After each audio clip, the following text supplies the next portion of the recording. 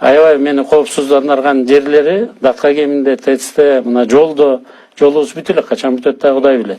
ТЭЦибиз качан бүтөт да Кудай билет. Бирден үч эле бүттү да. Туурабы?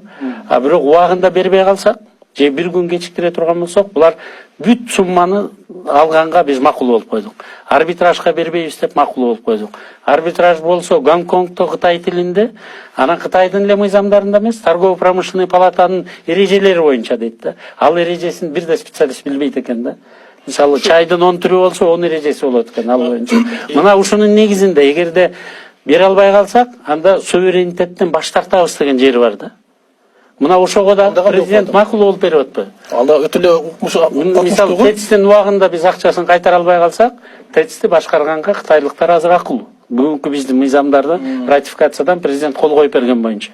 Жолубуз убагында бүтпөй калып, бере албай калсак, жолду өзүлөрү башкарат. Ошондой эле датка кеминде убагында бере албай калсак, анда энергетика секторун, жол тармагын алардын иштери башкарат. Бюджет кишисин отургузса болот. Же болбосо Африканын бир өлкөсүнө ошондой ыкманы киргизди. Намибияга киргизди. Кытайдын финансистин алып келип, министр финансы кылып отургузду.